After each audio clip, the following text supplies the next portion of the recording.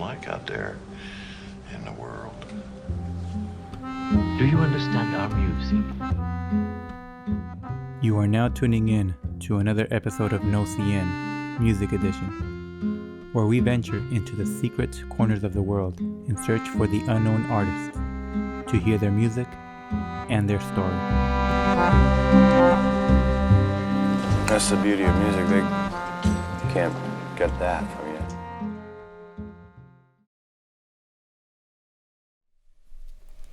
Hey, how's it going, everyone? Thank you for tuning in today to another episode of Gnosian Music Edition. In this episode, we will be talking to my good friend, Edward Frank Martinez. Edward is a classical and flamenco guitarist and composer from Southern California. And in this episode, he will be talking about the difference between classical and flamenco guitar. He will also talk a little bit about his own history, and you will get to hear two performances by him, one classical and one original work. So I hope you enjoy, and I'll see you in the next one. All right, so Eddie, how about you tell us a little bit about yourself? So my name is Eddie. Usually people call me Eddie, but my name is really Edward Frank Martinez, and I'm a classical and flamenco guitarist from Orange County, born and raised here. It's crazy. I'm a California boy, and yeah. Cool. So can you talk to us a little bit about your background in music? How did you get started, and from there, what did you do? So I grew up listening to my grandma and grandpa play together. They were both musicians, and my grandma played piano and my grandpa played guitar. And they played in church, and they played gospel music and Mexican songs and hymns. And so I just grew up listening to them play. And so when I was 8, my grandpa gave me a guitar for Christmas. He surprised me with it. He came down with this big box coming down the stairs, and he gave me this guitar. And yeah, ever since then, kind of fell in love. So you don't come from a classical background, like your family wasn't classically trained. They're just not musicians? not at all. Pretty much just like church musicians. Just church. Yeah. You didn't start off by playing classical music or flamenco music, which is primarily what you do. So what did you perform, or what did you get started with? And then how did you lean into classical music? So I started performing, or I started playing in church as well. And I started playing just steel string guitar and just strumming and like learning chords and like little melodies on guitar. And then I got into electric through church as well. And then I was just playing electric and steel string, and it was pretty much up until then, like up until middle school, I had found out about gypsy jazz and jazz stuff and like kind of steel string, like contemporary music, like Andy McKee and Don Ross and guys like that. And then, yeah. Oh, okay. So you were talking about school. What school was this? So I went to middle school, and that was just normal middle school, and I found out about this high school called OSHA. And this is Orange County School of the Arts, and they have a guitar program there, and I was like, oh, this is pretty cool. And so I auditioned for it, and then actually I didn't get in the first time. Like they had me come back for a callback to like check out my sight reading again, and then I got in the second time. But I played like John Mayer and like some blues for my audition. Oh, okay. So from there, that's where you decided to continue with music. Yeah. Oh, so what did you do after high school, after OSHA? After OSHA, I had to go to college. And so I had to learn classical for college because all I played was flamenco pretty much. And so to get into college, I learned classical guitar, and I went to Vanguard University and then continued like flamenco and classical there. So you went to Vanguard, and then from there you continued your education, your master's, which you're actually working on right now. So can you tell us a bit about that? So right now I'm on my 4th semester of my master's at USC, studying with Bill Cannon-Geyser, and USC is really nice because I can actually take classes for flamenco and classical. So it's really great for that. Well, it's a very competitive program to get into as well, isn't it? Yeah, pretty competitive. Pretty much everybody I heard at the auditions was really good, and I was like, oh my gosh. I know that you're finishing your degree online, and you're doing your concerts online. Yeah. Can you maybe explain a little bit about the difference between a live performance and an online performance? So I mean, Online performances have been really hard because you have to create all the energy in the room yourself. And like once you're done playing a piece that's so super emotional, there's just silence. And like you don't get applause, you don't get people coughing or moving around, you don't get to look at people's faces. Yeah, you don't You get you have to like yeah, energy you feed off the crowd. Yeah, you have to like recreate it all in your own body and your mind. Yeah. And you kind of have to fake it in a way, but also it gives you a chance to just get in the music even more. Yeah. But does it feel like more like a practice session when you do an online performance? Yeah, actually it kind of does, because it doesn't feel like the stakes are high, but you still feel incredibly tense. So what are you studying exactly at USC right now?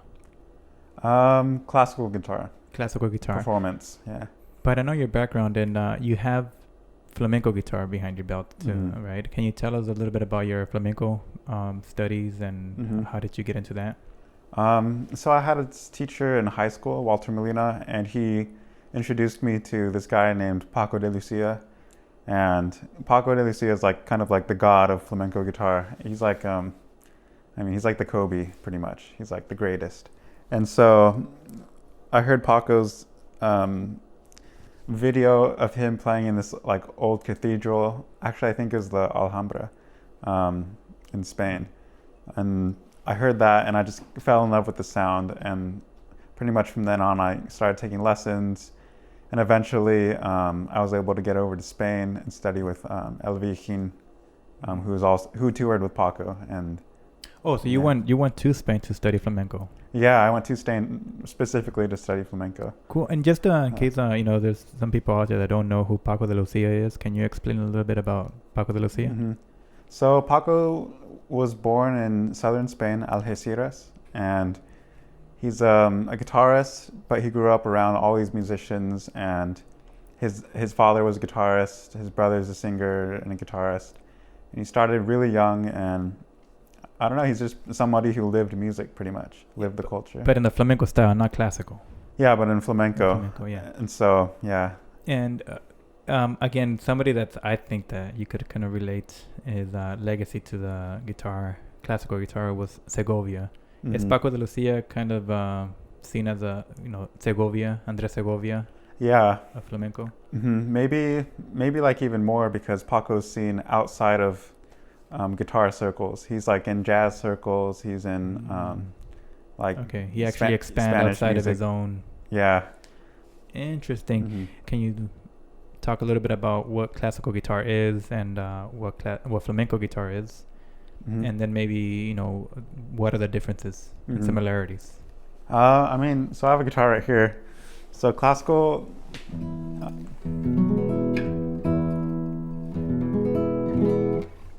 So flamenco is like, it's pretty much improv based, and classical's practice based. So flamenco, usually people are in a circle together. There's somebody clapping, somebody dancing, somebody singing, and somebody playing guitar.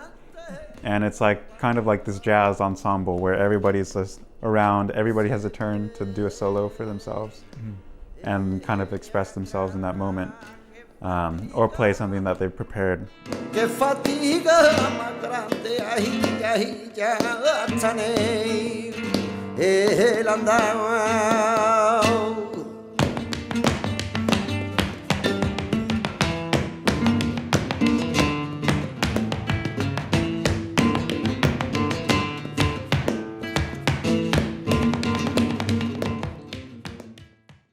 Classical is just like the composer writes a magnificent piece, and then we as musicians, as performers, just interpret that piece for an audience.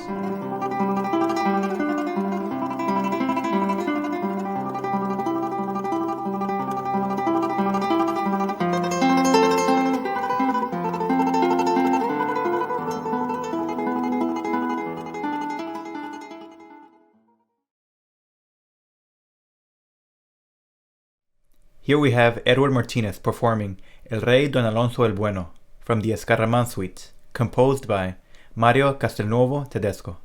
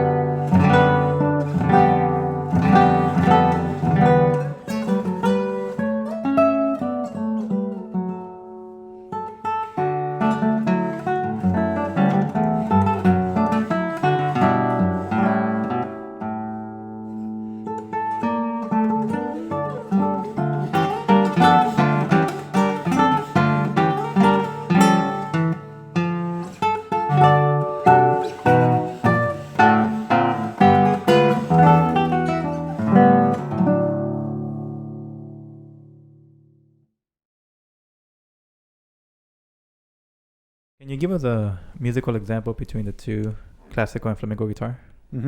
So classical, I mean, just by the looks of it, usually you can tell classical guitarists play with the guitar on their left leg, flamenco's on the right leg. But like in terms of like playing, flamenco guitarists like love bright sounds, like they love like bright and direct sounds, punchy. It's kind of macho. And then classical guitarists are all just about like taking care of notes, like A lot warmer and like warm and like just like kind of, I don't know, it's classical, so they have to tend to each note. Yeah, in flamenco guitar they actually play with the compás, the rhythm changes. That's very rhythmic. Yeah, super rhythmic. Right. Everything they do is in rhythm. They like kind of breathe in rhythm. Yeah. Can you show us a few examples of these rhythms? So there's like Soleá, which is like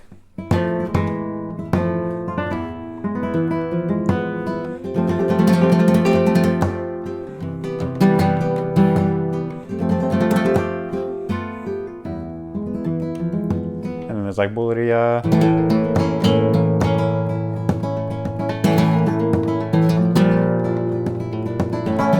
And there's like clapping and all like this percussion stuff that goes along with each. Yeah. But yeah, there's like different styles.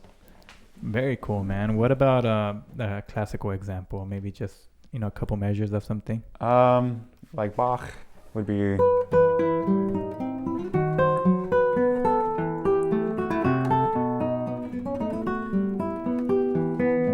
Which is really pretty, like crazy pretty. And that's just keyboard music. Yeah, that's gorgeous though. Yeah.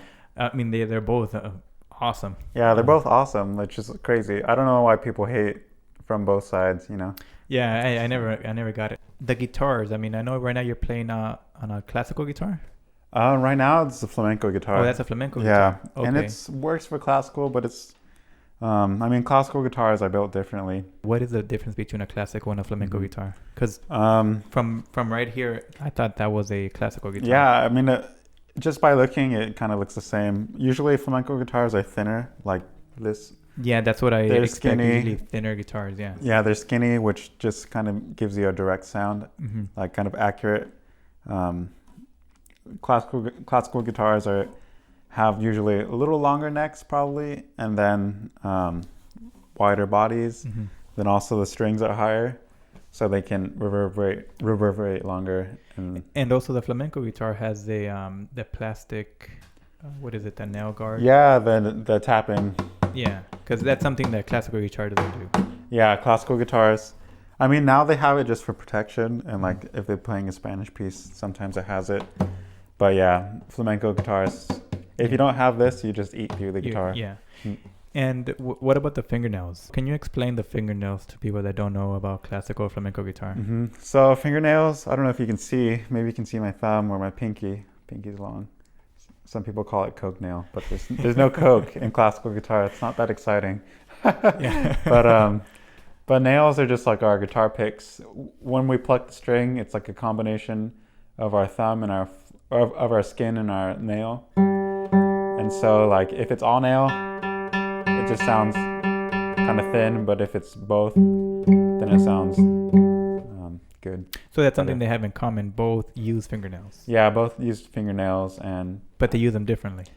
Yeah, flamenco guitarists, their right hands are just like kind of makes like a cross with the strings. Yeah, like their nails are parallel. Classical guitarists like wrist straight. Cool. Yeah. So what about your influences in music? Who were your biggest influences? I'd say Paco de Lucia. Or I heard, well actually, okay, I really liked Elvis till I was like 7. Okay, yeah. I liked that like early rock and roll stuff. Yeah. Kind of like dance music. But then I kind of grew out of Elvis. And then I liked a lot of rock and jazz and gypsy jazz in middle school. But like Paco de Lucia like really got me started, like diving deep, and then Bach, and then like people now are like Jacob Collier and Björk. Yeah. And then, yeah, pretty much. But what about just in life in general? Like, do you have any influences that are non-music related? Uh-huh. I try to take a little bit from everyone. I mean, it's right now it's like day to day. Like whoever I'm coming in contact with, I try to just learn from them day to day. But like generally, my parents, my family, and my really close friends. Let's talk a little bit about practice. What's your approach to practice? If it's like a period of my life where I'm like practicing for recital, I'll generally do like an hour or two of technique, and then the rest of the day, or like however much time I can fit, just for music stuff. And the music stuff is just like whatever I need to work on in the music. If it's a passage that's really hard, I can't get down. If it's like stamina or things like that. Any last words that you want to, give? Stay healthy, be safe, be open-minded. Don't be too mean to people over politics and stuff. And practice. And practice. Play and practice and enjoy. All right, just a few questions. Favorite comedian? Favorite comedian? Ooh. I just like random TikTok people. Random. That make me laugh. Favorite composer for guitar and favorite composer in general? For guitar, I'd have to say probably El Viejin. There's like nothing he's written that I don't like. And it's like, I can always listen to it over and over. Booze? Do you prefer Booze? Beer, wine, spirits? I love red wine. And then every now and then, if I'm hanging out with friends, like a shot of like Don Julio. Cool. That Red stuff is wine, good. Pinot, Merlot, Cab. Like a cab. A nice cab. Yeah. All right. Well, thank you, Eddie. Again, we have Eddie Martinez here. We'll see you next time. Alrighty. All right. Thank you for having me. Hey everyone, I hope you enjoyed that conversation, and if you did, please hit the like button and don't forget to subscribe. Here's Edward performing an original work from back then. Enjoy.